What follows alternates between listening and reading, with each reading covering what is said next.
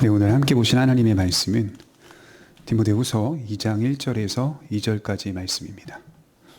디모데후서 2장 1절에서 2절까지의 말씀입니다. 신약성경 388페이지에 있습니다.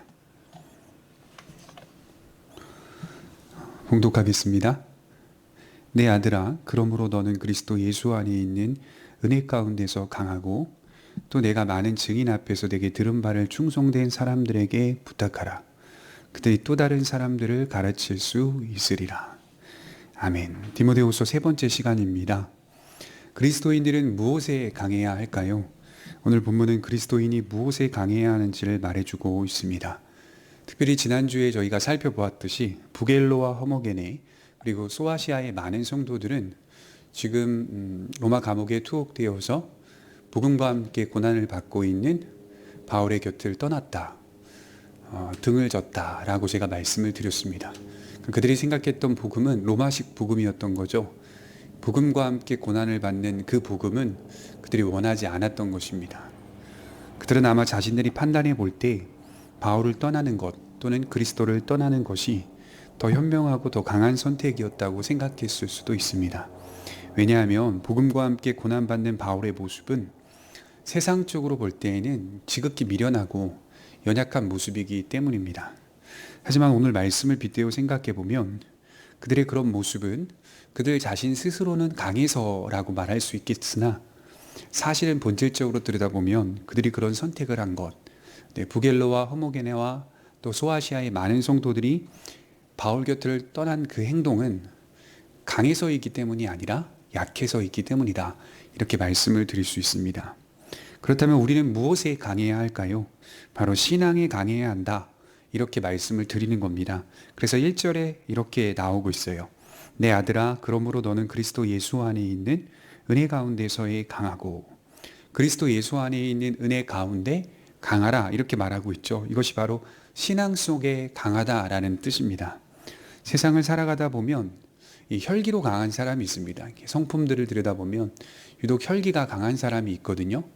잘 우기기도 하고 또 고집이 세기도 하고 또 다혈질적이고, 이런 혈기들을 많이 부리는 사람들이 겉으로 볼 때에는 굉장히 강한 사람처럼 보입니다.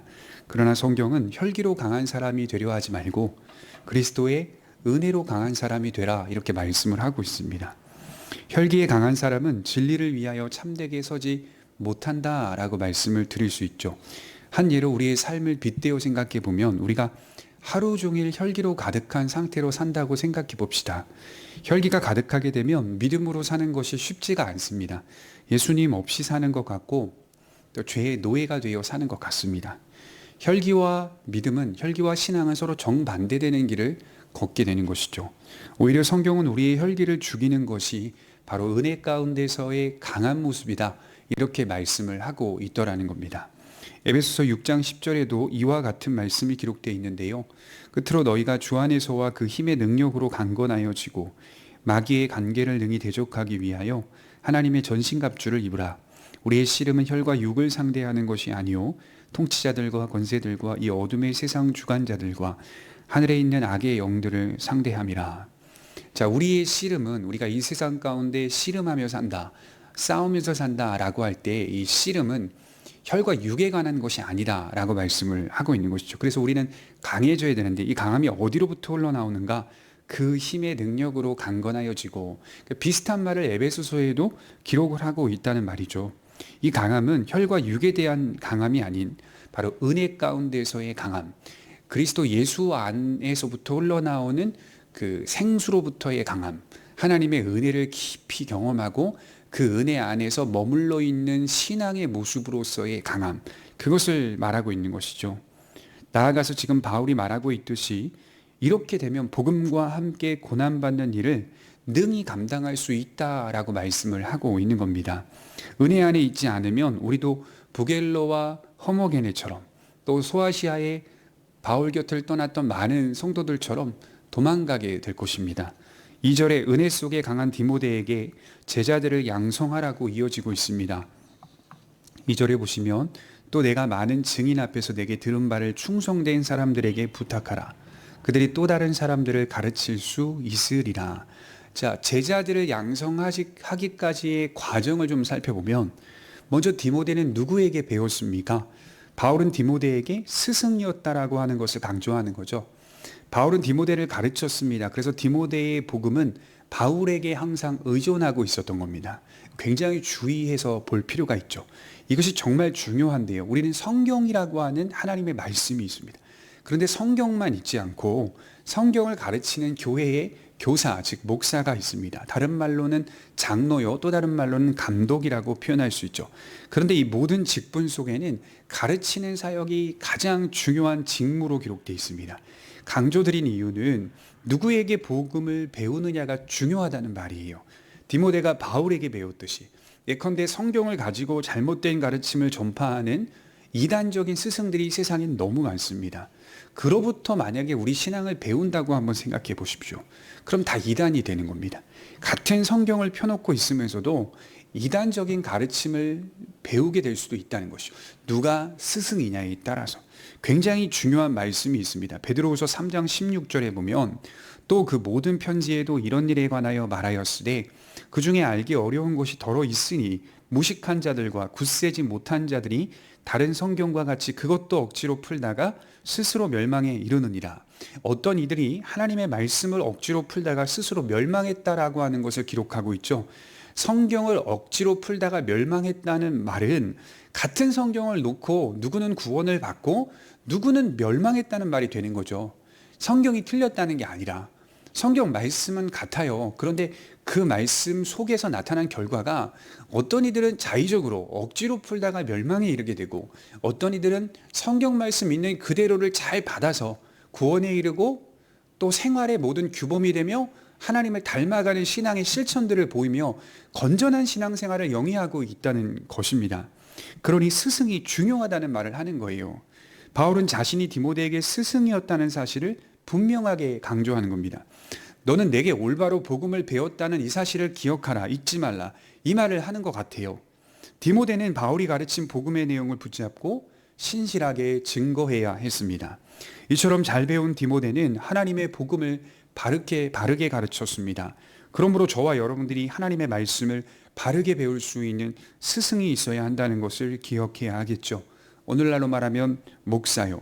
우리의 믿음이 성경적인 원리로 세워져 갈 수 있도록 날마다 목회자를 통해서 하나님의 말씀에 대한 이해를 확인해 가야 한다는 것입니다. 목사는 공적인 설교와 모임을 통해 성도들을 바르게 가르쳐야 할 책임이 있는 것이죠. 여기에는 세 가지 가르침이 있습니다. 하나는 복음적인 가르침이 있어야 할 거예요. 그래서 목회자는 복음적인 가르침을 강조해야 돼요. 하나님의 복음이, 예수 그리스도의 복음이 역사를 타고 어떻게 흘러왔는지를 잘 그 과정을 설명해 줄 수 있어야 되고, 또 하나는 교리적인 가르침이 있어야 됩니다. 그러니까 복음이라고 하는 것이 다 마치 흩어져 있는 것처럼 보이지만 잘 모아져서 그 교리가 든든하게 서갈 수 있도록 변치 않고 원칙이 있고 변함없는 진리라고 하는 사실을 성도들의 이성 안에 기둥들을 세워줄 수 있어야 하는 교리적인 가르침이 있어야 합니다. 그리고 마지막 하나는 경험적인 가르침을 해야 한다는 것이죠. 하나님의 말씀이 또 하나님과 교제하고 교통하는 이 일이 우리의 삶 가운데 지금도 하나님은 여전히 살아계신 분이요, 지금도 하나님은 우리와 내주하시는 분이라는 사실을 경험적으로 잘 증명해 줄 수 있는 가르침이 있어야 하는 것입니다.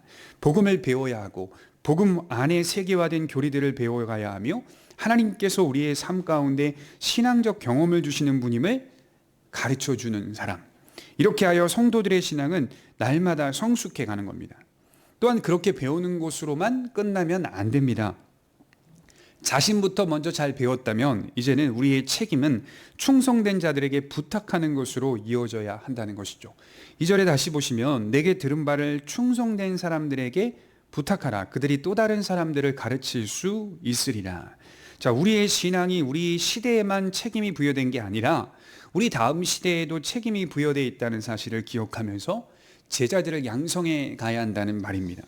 바울이 디모데를 양성했고 디모데가 여러 제자들을 양성하고 그 제자들은 또 다른 제자들을 양성하듯이 우리에게는 다음 시대까지도 그 책임이 놓여 있습니다. 그래서 먼저 우리는 우리 자신이 바른 복음을 가지고 있어야 한다는 것을 기억하고, 바른 복음을 알지 못하고 어떻게 다른 사람들에게 가르칠 수 있습니까? 먼저 우리가 복음을 힘써 알아가야 한다는 것은 첫 번째예요. 그리고 이 복음의 사역은 충성된 사람들에게 이어진다는 사실도 기억해야 돼요. 복음의 사역을 이어가는 사람들은 어떤 사람들일까요?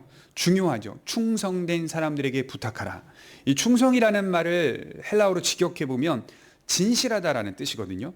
하나님의 사역을 감당하는 사람들은 우선적으로 진실해야 한다. 물론 충성스러운 모습도 그 안에 담겨 있다는 뜻입니다. 말씀을 잘 가르쳐야 되고 그 자리를 잘 지켜가야 하고 좋은 군사에 대한 문맥이기 때문에 좋은 병사와 같은 모습을 갖추는 것이 필요합니다. 하지만 그 중심이 무엇보다 하나님을 향하여 정직해야 된다. 진실해야 된다. 이렇게 말하고 있다는 것이죠. 우리 교단의 스승님이신 박윤선 목사님은 이런 말을 했어요. 교육자가 지식과 충성을 동시에 갖추는 것이 귀하지만 그렇지 못하다면 지식은 부족하더라도 진실을 소유함이 더 낫다. 성경적인 지식을 풍성하게 가지고 있지 못하더라도 다소 부족하더라도 차라리 정직하고 진실한 사역자가 낫다. 왜냐하면 그는 변함이 없기 때문일 것입니다. 그런 자들에게 복음을 맡기라. 그래서 우리는 이 말씀을 두 가지 그룹으로 이해할 수 있죠. 하나는 교육자의 양성의 말씀으로 우리가 기억할 수 있고, 또 하나는 바른 가정을 세워서 그 가정 가운데 신앙이 대대손손 계승되어야 한다는 것을 이야기하고 있다는 것이죠. 부모는 자녀들에게 말씀을 가르쳐야 할 책임이 있죠. 부모가 많이 모른다면 부모님도 많이 알려고 힘써야 하고, 그리고 배운 것을 조금씩이나마 자녀들에게 나누고 가르쳐 주어야 합니다. 그래서 온 가정이 그리스도 안에서 진실된 가정으로 세워져 가야 한다는 것을 뜻하죠. 출애굽기 12장에 보면 이스라엘이 유월절을 지키게 되는데, 이스라엘이 유월절을 지킨 목적은 무엇일까요? 유월절은 후손들에게 여호와를 알게 하는 중요한 제도이기 때문입니다. 성경은 중요한 원리를 제시해요. 우리의 복음이, 우리의 믿음이 대대손손 그리스도를 믿게 하려 하심이라. 역사 속에 우리가 지나가고, 그리고 우리 다음 세대들이 예수님을 믿고 그 다음 세대들도 예수님을 믿는, 그렇게 계속하여 우리의 복음과 신앙이 계승되어 가도록 하기 위함이다. 이것이 성경의 목적이죠. 그래서 하나님은 주일이라고 하는 복된 날을 우리의 영원한 시간 속에 주신 거예요. 또한 신앙의 여러 방편들도 예배, 기도, 찬송, 헌상, 모든 방편들을 우리에게 허락해 주신 거예요. 정리해 보면 우리는 먼저 은혜 속에 강해야 하고, 그리고 바른 교사에게 복음을 배워야 합니다. 나아가 이 복음을 다른 이들에게 가르쳐 주어야 하죠. 그리하여 대대로 우리의 믿음이 이어질 수 있도록 힘써야 합니다. 이러한 신앙의 목표를 가지시고 그리스도의 좋은 군사로 서시길 바랍니다. 강하지 않으면 우리는 주께서 우리에게 맡겨주신 소명이라고 하는 길을 충성스럽게 걸어가지 못합니다. 먼저 우리 모두가 은혜 속에 강하여져서 더욱 그리스도를 알아가는 성도들이 되시길 바랍니다. 은혜 속에 강하게 선다는 것은 두 가지겠죠. 하나는 이미 받은 은혜 안에서 강해지는 것이 먼저다. 예수님께서 나에게 행하신 일들, 나를 구원하신 일들, 나에게 은혜를 베풀어 주신 일들, 나를 자녀 삼아 주신 일들을 바르게 믿고 묵상하는 그 일에 게을러서는 안 됩니다. 또 나아가 주님께서 앞으로 주실 은혜들을 사모하는 우리의 마음과 자세, 여전히 나는 그리스도 안에 있다는 사실에 주실 은혜들을 바라보며 주님과 친밀하게 교제해 나가는 것을 의미하죠. 여러분, 아가서를 읽어보면요, 아가서 8장 14절이 아가서의 마지막 절이거든요. 이렇게 끝나고 있어요. 내 사랑하는 자여, 너는 빨리 달리라. 향기로운 산 위에 있는 노루와도 같고 어린 사슴과도 같아라.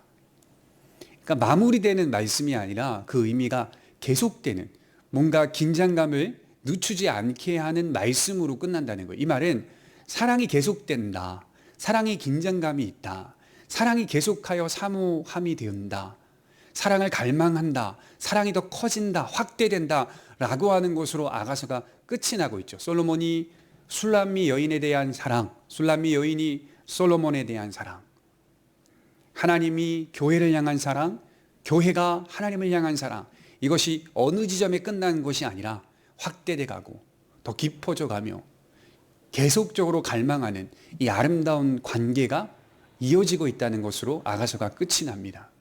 바라기는 이 은혜 속에 강한다라고 하는 의미가 바로 우리가 하나님을 사랑하고 하나님이 우리를 사랑하시는 그 사랑 안에서 강하여진다. 그것이 계속 확대돼 가고 깊어져 가고 점점 친밀해져 가는, 또 그것을 서로가 갈망하는 그 모습으로 세워져 가는 것이 바로 은혜 속에 강하여진다라고 하는 말씀의 의미일 것입니다. 기도하도록 하겠습니다. 사랑과 은혜가 풍성하신 하나님 아버지, 오늘 바울이 디모데에게 내 아들아 너는 그리스도 예수 안에 있는 은혜 속에 강하여지라라고 말씀하였듯이, 하나님 우리가 먼저 무엇에 강해야 하는지를 알게 하옵소서. 혈기에 강한 사람 되지 않게 하옵소서. 육적인 것에 강한 사람 되지 않게 하옵소서. 오히려 하나님 은혜 안에 강하여져서 주로부터 공급되어지는 힘과 능력을 가지고 주님 닮아가며 주님의 사랑을 우리 마음 깊이 소유하며 살게 하여 주옵소서. 감사드리며 예수님의 이름으로 기도하옵나이다. 아멘.